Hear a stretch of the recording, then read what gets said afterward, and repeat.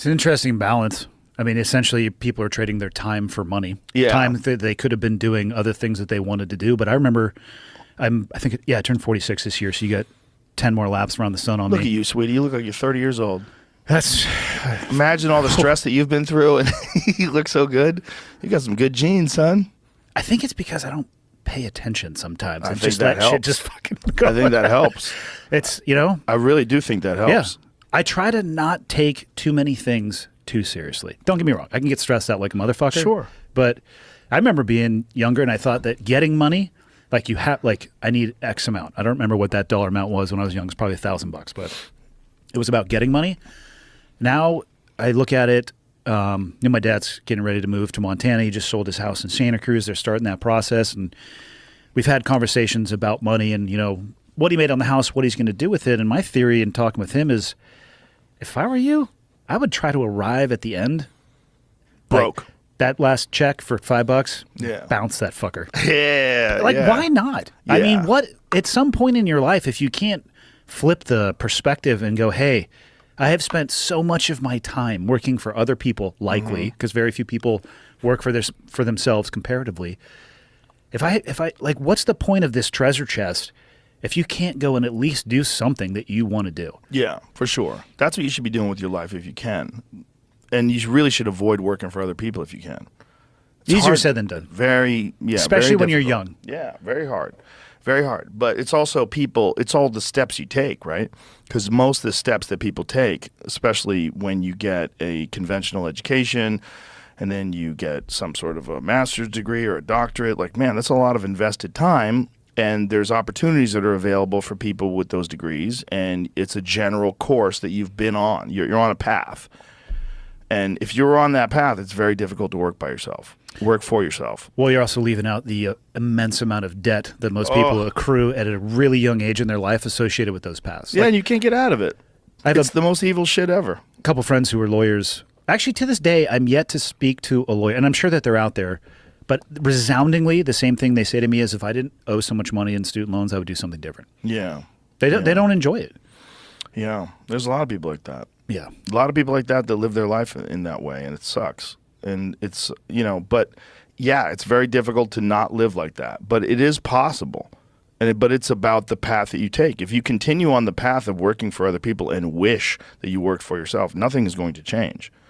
But you can escape. Yeah. It can be done. People have done it. Many people have left the corporate world and started businesses and started doing things for themselves they love doing, whether it's a hobby, whether it's knife making, whatever the fuck it is. Yeah. A lot of people have done it. It's just not easy to do. But it is, in this day and age, easier than at any other time because of the internet. Because you could post cool shit on the internet and then people share it and then people contact you, and the next thing you know, you got a thriving business. It does happen now, more than it's ever happened before. There's a path to do it if you create things. But, it's certainly easier said than done. And again, the path that most kids get put on from primary school, from high school, from college, most of that path is in entering the workforce, entering business, entering some occupation. And generally, you're working for someone when you do that. I think I have 0 seconds of education past high school, for clarity, and barely met the bar to graduate high school, so everybody can take what I think about education with a fucking grain of salt.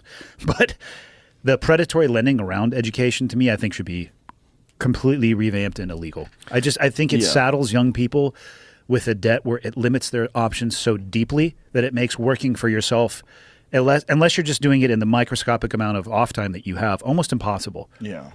Yeah, it's very hard. And the sick part is that they're taking these young kids and they're doing it in a way that they not only do they have these loans, but if they go bankrupt, they still owe those loans. There's the one thing that no matter what you owe. And why? Why is that? Why? How come you can lose a house and lose a car and lose your money, but you can't go bankrupt and write off student loans and write that off? It doesn't make any sense. Like, Yep. you could write off credit card debt, you could write off business losses, you could write off all these things. You go bankrupt, and there's a penalty for bankruptcy. Your credit sucks. You're fucked.